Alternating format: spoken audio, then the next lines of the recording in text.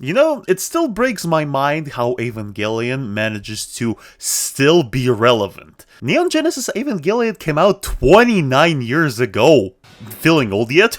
I still very often see scenes from Evangelion being referenced in other anime or TV shows. From time to time, I also see TikToks about Evangelion on my For You page, some of which make me glad this app is getting banned. One of the indie games that recently came out, Mouthwashing, had characters who literally looks like Adam from that one scene. A lot of people probably don't even remember that back in the day, in the 90s, Hideaki Akihara, who started Evangelion, started it as a passion project. And while working on it, he was struggling with a lot of fun stuff, such as depression and the working crisis.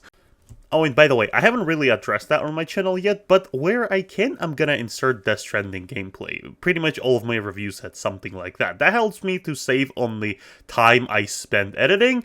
So, yeah, thanks for understanding. Usually in this part of the video, YouTubers who make videos about Evangelion explain all of the hidden lore, all the backstory, where the angels came from, who the hell are atoms, Black Moon spears. But this is not how the Evangelion came out.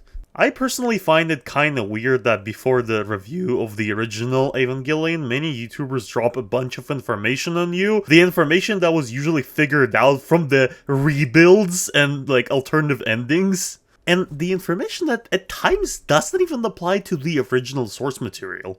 Like, because the original Evangelion interests me that much, not only because a lot of it was made while the creator was struggling financially and mentally, but also because later he was so unsatisfied with it, not only he made alternative endings, but also basically remade the whole show.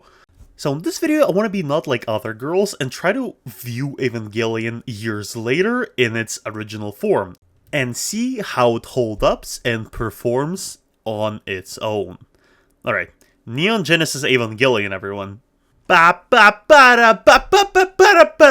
sorry, that music is still copyrighted. Alright, the anime starts, and it starts somewhere in Tokyo, where nothing is really happening, until something actually happened. That something is called an angel, monster capable of destroying cities with literal divine protection, as he's almost impossible to destroy. Luckily for everyone, Shinji Ikari, aka the main character, is in town, except he's not gonna save anyone because he can't do shit. Welcome to Evangelion, that's kinda common in here. Shinji is here to see his father, who left to get milk 3 years ago. Instead of meeting his dad, however, Misato picks him up, this hot lady with a car. Just as Misato was about to explain everything, she was rudely interrupted by an angel almost stepping on their car. These kind of sexist attitudes are beyond apology. Angel, however, is not the main problem here. The main problem is, of course, the government, who are launching a tactical nuke right at the Angel. The nuke goes off just as planned because building nukes is the only thing government of any country is good at. The car is tossed farther away than my dad tossed me away when I said I don't want to do the dishes, but it's okay because there's nothing a good tape cannot save. Misato is driving Shinji to the super secret organization NERV. Anyhow, while I was talking, the army of Japan realized that their nuke did absolutely nothing to an angel, and it pretty quickly recovered. Meanwhile, Ikari Gendo, this cool guy in glasses, also proposes that maybe it's time to use a giant robot to fight this creature instead of a nuke. But oh wait, they're missing a pilot. Luckily, the main character is a perfect fit. Conveniently, Misato is bringing Shinji right at this time. But before he can save the city, he, as well as the audience, can see some fan service thanks to Akagi Ritsuko, who is, even though as a scientist, has no problem flexing her beautiful body in front of everyone. To be fair, she's not the only one, but we'll discuss topic of fan service a little later. And that's pretty much all the time we have for the introduction of the character. Anyhow, Shinji, get on the fucking robot! Says his dad. No, he's not forcing him to get into the robot and risk his life, of course, because that would be unethical and bad parenting. If Shinji doesn't get into the Eva, it's gonna be Rei Ayanami, who's really injured and barely breathing. Not a great plan. While they're trying to figure out why only teenagers have to pilot this giant, really expensive robotic mechanism, the angel already found their base and started attacking it. As such, everything starts breaking, metal pipes falling from the ceiling, but Mecha, who doesn't have a pilot, raises its hand and saves Shinji right at the last second. To all the haters who say this is incredible plot convenience, I'm gonna say that, well, yeah, but it's also a pretty good setup for that later reveal. Main character, who obviously has a choice here, decided to finally get into the robot and save everyone. They started doing all the necessary preparations, and the angel, I don't know, got bored I guess, because he didn't attack the base anymore and walked away. By the way, from the little plot twist I didn't mention, in the beginning we saw a ghost of Rei Ayanami who is just standing there menacingly. Shinji's father also smiled when Shinji got onto the robot, implying that there's an evil plan and Shinji was only playing his part. Intrigue! What sort of evil plan are you concocting? All of that culminates when Shinji finally enters the battle. He's one-on-one with a giant beast who is literally one-shotting Shinji because he tripped and couldn't even control the robot right. Oh, look who it is. The boy savior. Cut! Shinji wakes up in the hospital room, not remembering what happened. But he's okay, and the angel is defeated somehow, so I guess it's fine. Genda, meanwhile, has important talk with a lot of important people who are basically not saying anything straight, just saying really epic phrases and hinting us that all of this giant robot fighting has something bigger behind it, which is called Human Instrumentality Project. By the way, get used to this scene of ZL console and Gendo talking, because it's reused so many times during the anime to save on the budget, it's crazy. Next comes, unexpectedly, school days. Not that one. I mean, Shinji goes to school. The government also promised to give Shinji a private apartment, but whenever government did whatever they promised, right? So yeah, he just goes to live with Misato. This wasn't a part of the plan. It is now, don't worry. Shinji is also introduced to the city, which can go up and down like in a bunker when it's attacked, and from the introduction part of the series, that is pretty much it.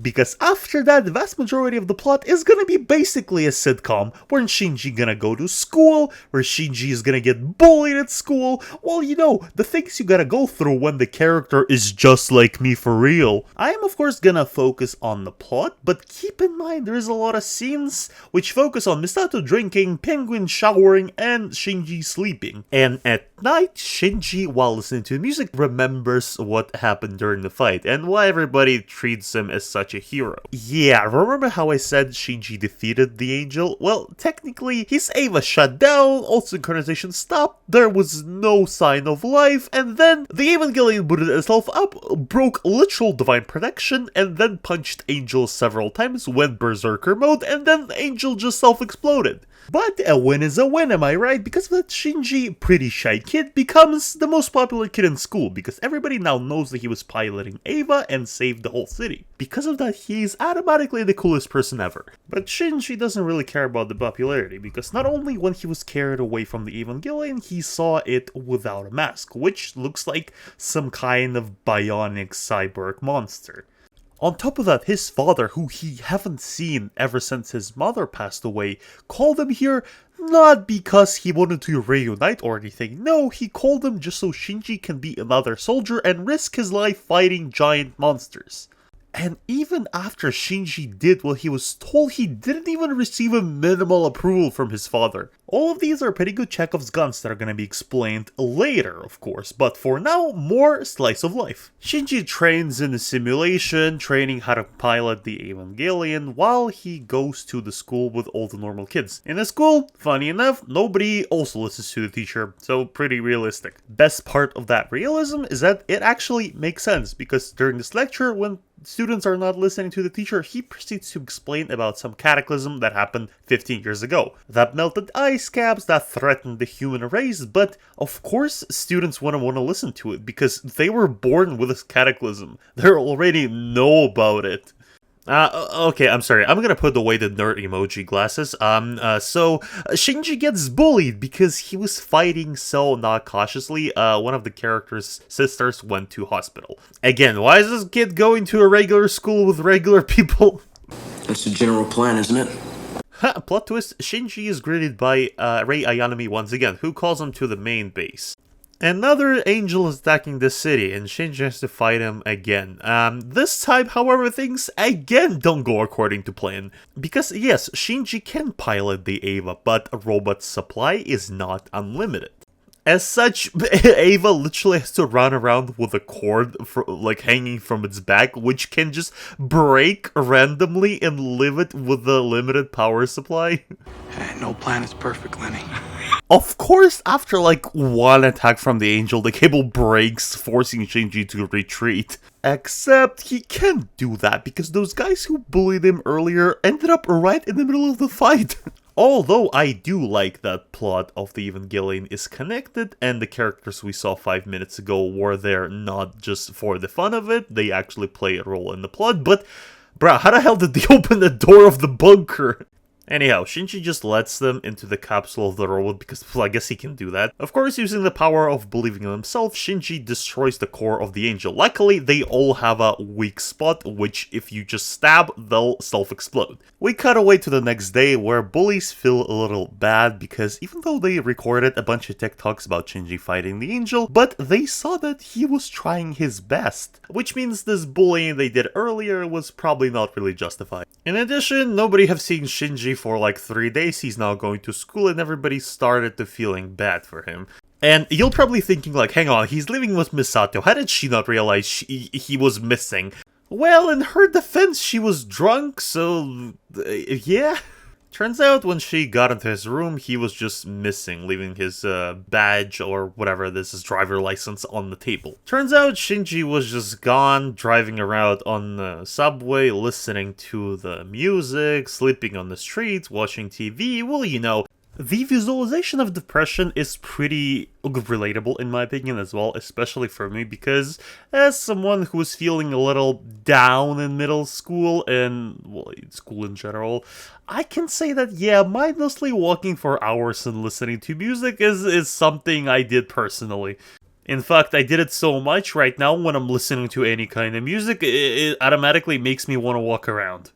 In the case of Shinji, it's pretty obvious why bro felt so depressed. He wasn't talking to his father after his mom passed away for a long time. Finally now, he's able to talk to him and his father barely cares. The only person he interacts with daily is Misato, who treats him more like a soldier and not like a child. On top of that, he has immense responsibility in saving humanity from the giant monsters, and even when he manages to do that, people still blame him for not doing enough.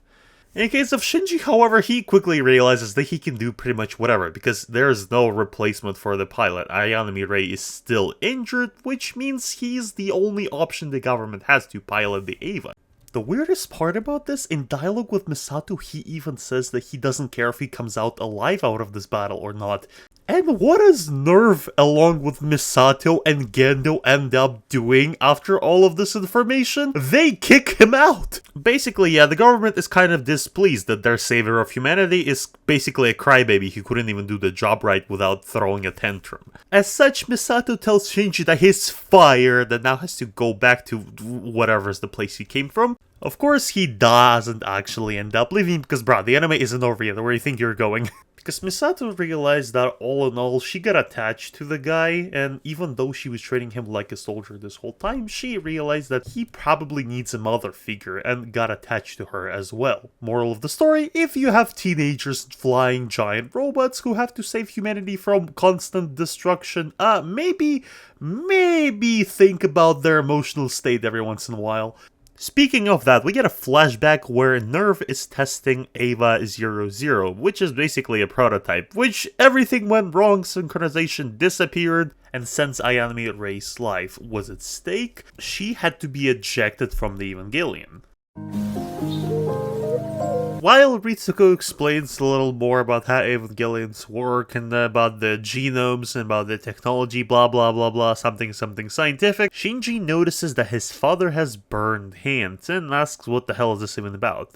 Turns out Gendo burned his hands while opening incredibly boiled escaping pod, which presents him from a pretty heroic side. I'm gonna skip past all the pull activities which Shinji had afterwards because it's basically a beach episode, and gonna cut to him, Ritsuko, and Misato having a dinner where they discuss that Shinji knows nothing about Ayane Mirai because they're basically co-partners and the only pilots basically, but they know nothing about each other. Conveniently, Rei needs to receive a new badge. Because of that, Shinji is willing to hand it to her when he arrives at her apartment. However, it seems pretty deserted, like nobody's there, until Rei steps out of a shower, Shinji trips, falls on her, and yeah, cringy as hell. Don't tell me he didn't mean it, okay? And okay, since we touched the topic of fan service, I wanted to talk a little bit about those scenes because my mind completely blocked them, and I only realized they were there when I rewatched the anime for the review. The funniest part, those scenes fall into two categories. The first category is pretty standard for anime, and actually for shows in general, is that when the show becomes kinda slow-paced, and there's an exposition or a long dialogue,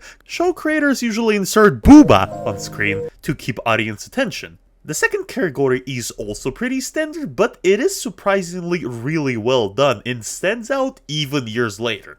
I am talking about those comedic scenes. I personally don't really like them, but it is a pretty known trope that occasionally the characters would walk into each other or trip, and as a result are getting naked in front of another character and awkwardly trying to cover themselves. The thing is, in Evangelion, unlike all the rest of the shows, those scenes somehow look more mature and more alive. Because the characters, when they see somebody else naked, don't act like 5-year-olds, don't scream, don't try to punch each other. They're just treating it as like, well, oops, it's an accident, and don't overreact.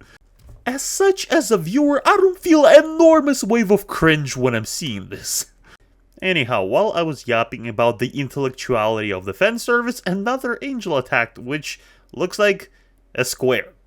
And okay, I don't want to yap a lot about Angel's design. After all, Hideaki Akiyano made a lot of them while he was in pretty severe depression. But, oh boy, they're getting stupider. It is evolving, just backwards. Like, first angels look pretty decent. Next one looked like a freaking lollipop, but still okay. Next one is a square. Like literally just a flying square. Anyhow, the flying square surprisingly does the most damage as soon as Shinji stepped out of the headquarters. Surprisingly, that disables Shinji for the rest of the episode. Since Eva and Shinji are out of commission for a while, everybody tries different weapons to even damage the angel, but because of divine protection, like I said, nothing really happens. Conveniently for situations like this, NERV has a secret giant weapon, which is basically just a really massive gun. And do you know what else is massive? But oh boy, you still need the Eva pilot to fire this gun. Shinji unfortunately is out of commission, like I said, not because he was damaged, but because he literally doesn't want to eat or pilot Eva. Bro, just give it dude the psychiatrist or something. This is getting out of hand. But apparently any kind of therapy is too expensive for NERV. After all, it's not a giant robot, so why would anybody spend money on it? So for now, Rei Ayanami will do. She tells Shinji that she's gonna protect him, and they try to fight the angel. They also have amazing dialogue discussing why each one of them pilots Evangelion, and if Shinji is not 100% sure because he mostly does it to get approval of his father, Rei knows 100% because she knows there's nobody else who can. Evangelion in general is a pretty good example of a show with a small budget that is carried by the amazing storytelling.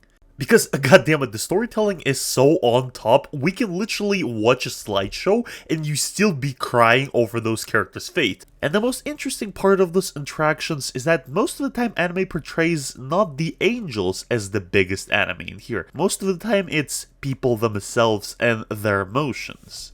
Alright, I can talk for hours about good storytelling in the Evangelion, but I'd remind you we have an angel to beat. Of course, two giant robots pull through this fight, even though it was actually pretty dramatic seeing Rei almost die and Shinji saving her the last second, just like his dad did, burning his hands in the process. The fight was, by the way, literally just two giant guns firing at each other while Rei was blocking the angel's blast. And after Shinji saves Rei, she finally gives him a smile, finally opening up after acting so unemotional the whole time. After Shinji gets his basically first friend so far, we start going into the more routine, where we see some more school, important meetings. On those important meetings, by the way, the different countries present their own top secret information, one of which is their own version of Evangelion, which can be remotely controlled. You hear my awkward pause yet? That is because that is basically the plot of the Pacific Rim 2. Like, literally, that's the synopsis of second film. By the way, if you want to see a review of Pacific Rim 1 and 2, tell me in the comments. Anyhow, long story short, that remote-controlled Evangelion, of course, failed to work properly and started just aimlessly moving forward, so Shinji had to stop him. They successfully stopped him, but turned out it was part of Gendo's evil plan, who wanted to have a monopoly over giant robots, and... I mean, there is more to it later, but it's not gonna be explained yet. But, I mean, when did countries ever stop making giant weapons? I mean, they're just gonna keep trying more and more, even if this one failed. Nice plan, but it'll never happen. Don't. Next episode has some really significant introductions for the plot, because the show finally introduces us to the red-headed witch herself, the fan favorite of the fandom, Asuka. Bruh, I'm not really good at those introductions. Anyhow, we also meet Asuka's teacher/curator, Ritsukazu. Both of them conveniently met Misato before, and that's about all the time we have for character introductions. Because, oh boy, another angel showed up, and this time it can swim. And as you know, Evangelions don't swim. That of course doesn't stop Asuka from trying, who has self-confidence of Jotaro Kujo, even though, well, Jotaro Kujo at least had a stand. Asuka did have Shinji with her, but he's not much help. Yet again, after all of the plans went to shit, My brilliant plan was not so brilliant, I know. Shinji and Asuka both started piloting Evangelion at the same time, reached unbelievable level of synchronization, and managed to open mouth of the angel for the final attack. By the way, if anybody's interested why the angel attacked those random ass boats instead of the Tokyo like any other angel, it's because they had this thing in there, which Red Z Soji conveniently delivered to Gendo. It is Adam. I know, I fucking rock. Bruh, not that one. Adam is something of an alien entity itself, which we don't have much information about it yet either, but it is stated that all of the angels uncontrollably running towards it. Remember I was talking about small details, by the way. Well, this is a good description for Evangelion lore as well, because we're getting bit and bit revealed to us every episode. Meanwhile, Asuka is now also going to the Shinji school. Well, RIP, what can I say? Not to Asuka, but to everyone who has to go to the school with her, because this girl with the main character syndrome is a freaking walking time bomb. On the other hand, that still doesn't stop all the weebs from thirsting over her. Anyhow, the new angel attacks. This time, they decided to send both Shinji and Asuka to fight it, and even though Asuka slashed it right away, turns out this angel can split into two, conveniently. However, again, before they can even continue fighting, the government just nukes them. That sounds like a great plan. There's just one problem. Like, the angels are not dead still. The plan is just to repair Evangelions while angels regenerate. Bruh, what? Bruh, maybe instead of it, you use that giant sniper rifle again. I mean, it seemed to work the first time. It is, however, suggested that both angels needs to be stabbed at the same time, and after that, everybody just forgets about them for a good while. I mean, yeah, they're healing, but there's so much happens before the final fight begins. Ryuda kisses Misato. Asuka moves to Shinji's apartment. Meanwhile, she and Rei apparently fall in love with Shinji, forming love triangle. Whatever that scene was. And while all this was happening, the angels were just healing, doing nothing. Yeah, they did say that the nukes cannot completely annihilate the angel, but if they can stunlock the angels for that long, why not just nuke angels every time and then send Evangelion to stab whatever is left of them? That was not part of the plan. Because the best part, even though they had so much time to prepare, they still had to defeat the angel the last second while dual kicking him. But okay, that scene was so iconic, I can forgive it. Right after that, what do you know, another beach episode. The Evangelion is so special, they literally get 2 of those per anime. In this episode, Asuka does, however, ask a few important questions, like for example, why is NERV just waiting for angels to attack instead of looking for them, and why is Angel only attacking one at a time? She doesn't get her answers, but at least she asked. Well, nice try, but guess what? Another angel showed up. This time, however, it's really small and it's inside a volcano. Because of that, the government is planning to capture it. Which is a huge surprise because I thought they would just nuke it again. After giving Asuka the inflatable suit, they send her in the middle of the volcano to capture the Angel, but instead we see Angel being born. Well, at least now we know why angels don't attack all at once. They're not really around yet. They're just forming one by one. Right after that, what do you know? Another freaking beach episode! Are you kidding me? Third time in the anime. I mean, okay, they're going to hot springs this time, but I don't know, potato potato. The next episode is probably one of my favorite, honestly, because in this one, stars literally lined up in the favor of everyone. Because the new angel that showed up basically turned off all the electricity, and apparently they can still prepare Evangelions without electricity, but all three of their pilots, Asuka, Shinji, and Rei, got stranded and they had to manage themselves and on their own get to the robots. I really love that part of the plot because not only it shows that characters are capable of doing stuff without giant robots and without relating on technologies, but also not only it was amazing bonding scene, but also it gave us this great meme. Shinji, crank that, soldier boy.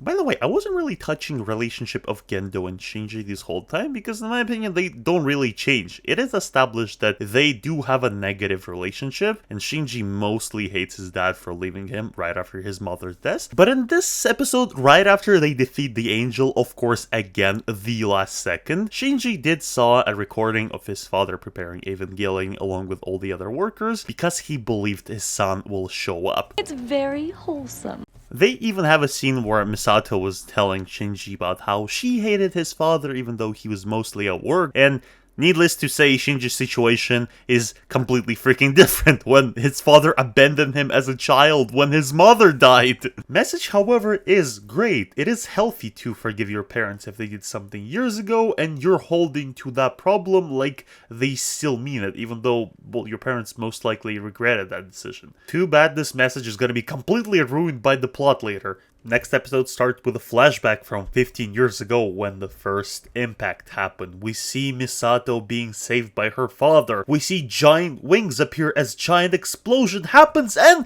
cut. Yeah, remember my theory about fanservice being inserted right after the exposition scenes? Yeah, okay, moving on. This episode, Gendo leaves to the previously mentioned Antarctica to pick up a giant blonde. Of course, that means another angel is showing up, only this time it looks like a children's cartoon. And no matter how silly it is, I'd remind you, every angel that shows up is stronger than the previous one. This one is literally the angel that just falls on you and basically crushes everything on its way. I don't know if I'm even supposed to say that, but yeah, the good guys won. Anyhow, time to move to a more interesting angel, which is a virus. And no, it's interesting not because of the angel itself, because he gets defeated pretty easily with something scientific. It was interesting because in the process of defeating this angel, we get revealed slightly more about NERV's tech. Like, remember that Evangelions are basically cyborgs? Like, they're built on the base of living creatures. Same with all the NERV's computer. The computers are made based on Ritsuko's mother, and even have a brain, literally. Okay, then we do see more tests. What tests, you might ask? Well, the test that I skipped because they're pretty not important to the plot. This test, however, is important because it finally explains to us what the hell happened to Eva 00 in the flashback that I mentioned in the beginning of the video. Basically, Rei and Shinji were testing the mix synchronization and were checking how much they're compatible with their robots. Part of the process, they basically have their minds connected, and if Rei acted unemotional like always, Shinji kinda went crazy because on top of all of his regular emotions, he now receives all of Rei's emotional problems that she was successfully suppressing. Synchronization with the Eva disappeared and the robot started mindlessly punching a wall. Turns out, just like aimless walking, punching a wall is pretty normal state for the Evangelion if it's not being synchronized with a human. This kind of aimless actions almost feels like Evangelions are trying to take off their armor, so to speak, like there's something inside. Almost like the living part is rejecting the mechanic part. Ironically, that good of a reveal followed by basically a filler episode, because for like half of it, Rodzi is just going around the city talking to random people trying to uncover a conspiracy, and like, it's just kind of silly. On the other hand, we saw Gendo and Shinji finally talking one-on-one as father and son visit Shinji's mother's grave. The scene is pretty strong, and you can finally see Shinji opening up to his father, at least hating him slightly less now. On top of that, Shinji and Asuka kissed. For fun, of course. From the previous project shenanigans, we kinda understand now that he's basically a double agent, seeking to uncover the truth behind what NERV is actually hiding. Misato did realize that he was snooping in the basement, however, they already uncovered that there's a second Adam crucified in the basement and that apparently nobody knew about. Well, nobody except for Gendo and Zielia, of course. But audience can't know about that yet, so another angel attacks. This time, instead of a cube, Angel is a floating ball, except plot twist, it's not a ball, it's the Shadow, who sucks Shinji in. And since this Shadow, along with Shinji, sucked in like half of Tokyo, everybody starts to take the situation pretty seriously and discussing, nuking this Angel too. Yeah, because previously nuking them worked flawlessly, right? While everyone is discussing whether nuke Shinji or not to nuke Shinji, Shinji is going through a lot of reflection as he knows Ava's system are powering down. He starts thinking about how other people see him, all the people he finally got to know, how his life's changed and how he's actually not able to abandon it now. With this decision comes something like of a spirit of his mother, and Ava, like during his first battle when Shinji needed help the most, started moving on its own, broke out of the angel and saved Shinji. Shinji again winds up in the hospital room, but at least this time, everybody's happy that he's okay. Remember when before angels were basically showing up every other episode? Well, right now they decided to take a lunch break apparently. Ryotsu's and Misato's plot progress slightly farther, and they start suspecting that there might be not any higher-ups above NERV, and NERV is basically playing the role of a government themselves. Meanwhile, there was another explosion at one of the NERV's bases, blah blah blah, something something. They started looking for a fourth pilot. The guy who bullied Shinji at the beginning qualified to be a pilot. They decided to do a test run, but when they did, somehow Angel overtaking the Evangelion. Yeah, apparently most angels are basically just viruses now, I don't know. Unfortunately, this is the part of the series where the quality of the show starts declining a lot, and even if animation was before carried by the plot is kinda regressing as well right now. I mean, yes, right now we do know that Hideaki Akiyama was basically just running out of money, and they were trying to at least somehow finish the series. Regardless, I still have to point out that a lot of plot twists that are gonna appear from now on are sorta coming out of nowhere. For example, the Evangelion that got overtaken by an angel is now running towards NERV's base, and Shinji is the only one standing on his way. However, before that episode, Gendo was discussing something like of animated Evangelion program, which is basically copy of Rei's mind who would overtake the Eva. It's kind of confusing and doesn't make a lot of sense, but basically Gendo is able to switch Shinji's robot into animated mode and it just destroys the angel. Right after that, it takes the escaping pod out of the Eva, and even though Angel is defeated, it literally just squishes the escaping pod with only the pilot inside of it. Why'd you do that? Not even sure why Gendo did that, because they basically destroyed the last strings of relationship Shinji had with his father, and when he returned to base, he threatened to just destroy the whole base because his father doesn't even value any of the pilots. Of course, Gendo can't allow base to be destroyed for like the 4th time, so he just poisons Shinji, and he wakes up next to the bully in the medical bay. Of course, after everything that happened, Shinji says he's not gonna pilot the robot anymore, and this time himself tries to leave the country. But, plot twist, another angel shows up, this time with a decent design, and with a decent firepower. He blows up half of the city in half a second. Rei couldn't even start the Evangelion because she's not compatible with Shinji's Eva. Asuka just got sliced in a matter of seconds. And I'm just saying, all of this could have been avoided if Shinji just went to therapy. Then we hear probably one of the most inspiring monologues, honestly, from Ryotsu, surprisingly. He does tell Shinji basically what Rei told him earlier, but in different words. Because Shinji doesn't really have to pilot Ava right now. He's not being forced after all. He quit, but he kinda has to because he'll regret it if he doesn't. Because there's nobody else who can right now. On top of that, he explains why all angels run so desperately towards the NERV center, because of Adam, who's crucified in the basement. Turns out when one of the angels comes in contact with Adam, happens so-called impact. The mentioned apocalypse that happened 15 years ago, that was an impact, and it was a second one. And just like the angels, every other impact is way stronger than the previous. So if this angel is not stopped here and there might be no humanity to survive after the third impact. Oh, and by the way, if you're wondering why Shinji's Eva cannot be piloted by the animated pilot again, well, it didn't work for some reason, so Shinji has to heroically jump right in between the angel and his father. The great battle continues as Angel is literally being pushed away by Shinji back to the surface. And when Shinji was this close from defeating an angel, the power went down. Oh no. Not again! Just like any other time where Shinji was at his lowest, his suit helped him. Evangelion booted itself again, went berserk mode, and through eating Angel literally regenerated an arm and destroyed the creature. The scene was surprisingly as horrifying as it sounds, and turns out that was also part of Gendo's plan. And okay, remember how I said that the budget for Evangelion was small and it was pretty obvious from time to time, but the plot plus animation team was making the most out of what they had.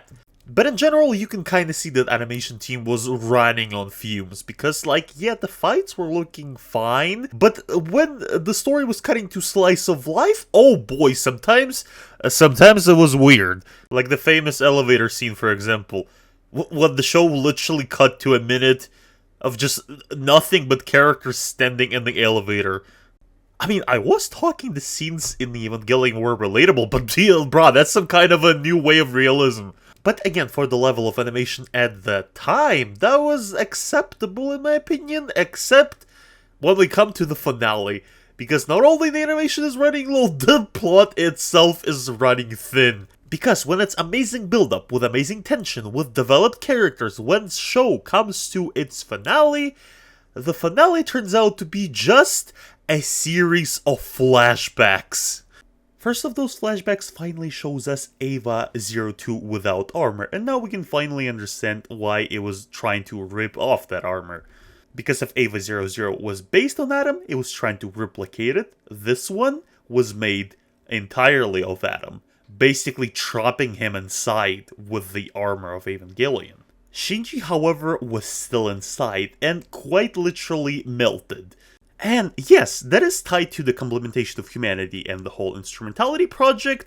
I would have said, if not for Misato crying and Shinji just appearing next to her. I am still not sure how this one works. It's all part of the plan. After that, we get an exposition scene between Ziele Council and Gendo again, where they accuse him of not following their plan. And remember how I said all exposition scenes are followed by fan service? Yeah, we get a pretty good scene between Rodzi and Misato, but I can't show it to you.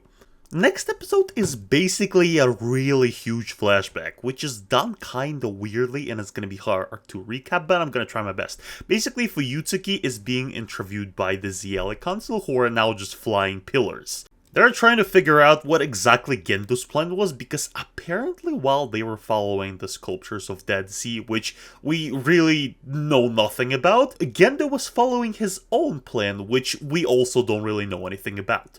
That's the best plan I can think of. Basically, the flashback episode tells us the backstory of Shinji's parents, Gendo and Yui, who both conveniently started working at NERV. Both of them were working with Fuyutsuki on the North Pole, which conveniently was abandoned by them right before the second impact. And before Fuyutsuki could report his frustrations and suspicions to the authorities, NERV hired him as well and showed him what they've been working on while studying an angel in Antarctica. The prototype of God, aka Evangelion. Eva 00, which was created in the image of Adam.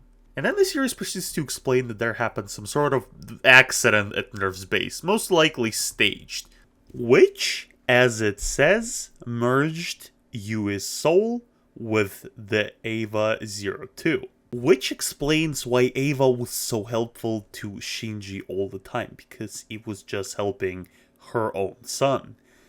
By the way, remember when I said the flashbacks are kind of confusing and they basically prevent you from knowing what exactly happened?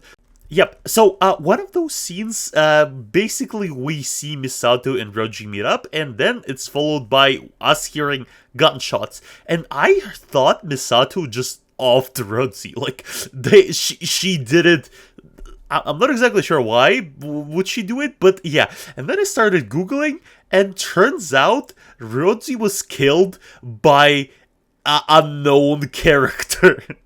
While all this is happening, not only Shinji's mental state is getting worse, Asuka now also has a lot of childhood flashbacks which prevent her from normally connecting with Evangelion. Clearly started by her losing to an angel, which Shinji was able to overcome, and it's a big shot at her self-confidence. Which causes her, when the next angel arrives, rush uncontrollably towards it, waste all of the ammo, and basically lose the battle almost.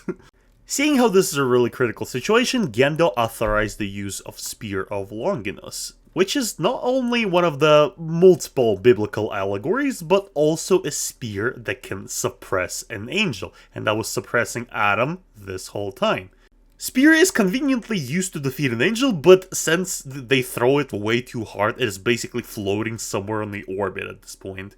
Zealia do ask Gendo why would he even throw the spear, which is like really valuable, really far into the atmosphere, but there is no time to explain because another angel appears, and according to the scriptures of Dead Sea, this is second to the last. Angel yet again turns out to be very OP, but worry not because Rei sacrifices herself and a giant explosion happens, but she's okay.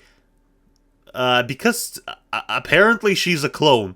And it's like a third version of Rei. And apparently Zealia had no idea about the cloning process? Okay, this shadowy government organization is kind of weaker than I thought. Conveniently, because of the pieces of information Roji left for Misato, she and Shinji were able to sneak into the basement of NERV, where, yeah, they found a bunch of clones of Rei, which are not only used as a replacement for actual Rei, but also used as the artificial pilots for Evangelion. This is a cool twist, but don't worry, because they basically nullified all of them, so that's that. As a result, Asuka's and Ritsuko's mental states are only getting worse, and what could get better? Another angel, only plot twist this time, it's a fifth pilot. Ladies and gentlemen, meet Kaoru. And if any of you are asking, wait, how the hell the last angel looks like a human and why is it friendly? I'm gonna say, it just happens. Last episode, by the way. And Kaoru doesn't make things any better for anyone, because when he shows up, he straight up says he loves Shinji while they're in the bath, by the way. He does have almost perfect synchronization with Evangelion, but apparently he's evil and, okay, who would have thought?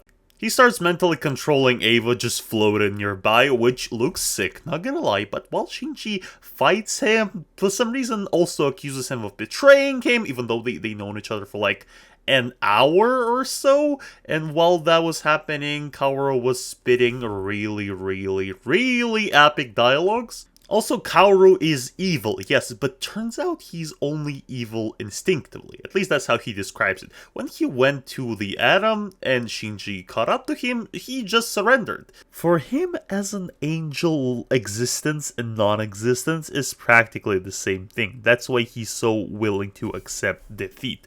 Plus, only instinctively he wants to touch Adam, and his conscious decision was to let humanity live along with Shinji, who for some reason he has strange attachment to. If you're interested to hear more about this attachment, by the way, don't worry, Rebuilds are gonna explore that scene plenty of times. While all of this was happening, by the way, we had enormous amount of monologues from Rei, Shinji, Asuka, who were suffering in their mind or something like this. Like I said, their mental state is only getting worse at this point, but I kinda skipped through all of it because there's not much to it.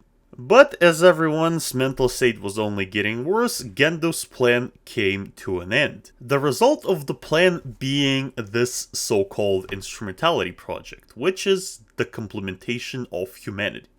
Complementation of humanity, you see, is essentially a process where all of the human souls and their variations are combined into one superorganism. Basically just one giant hive mind created from human souls and their variations. Remember when Shinji was inside of the angel, he was talking about different variations that exist inside of other people's head. Well, Instrumentality Project explodes this concept and makes it a reality. Basically, in people's head exist versions of us, versions with different emotional state, different motives, and different mind, which makes our original version incomplete and imperfect. Basically, in complementation of humanity, when the process is completed, every soul is combined with everyone's variation of it, essentially making somewhat of a perfection version of you without stress, depression, or any other flaws. And in order to achieve it, he was ready to sacrifice everything: humanity, his own son, even the reality itself. And since we're coming to an end, Gendo basically just off-screens everyone, Misato and the others. And the best part, we don't see any of it. No complementation, or no nothing. All we see is a hospital scene.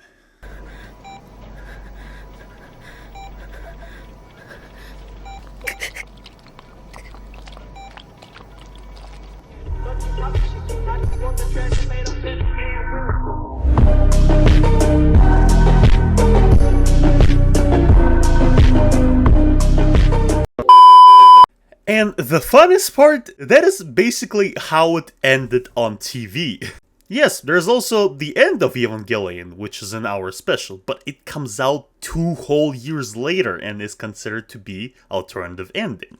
After the hospital scene, we basically saw what it looks like being inside the complementation of humanity, which started basically off screen, and I don't blame a lot of people who were really confused when they saw the last episode.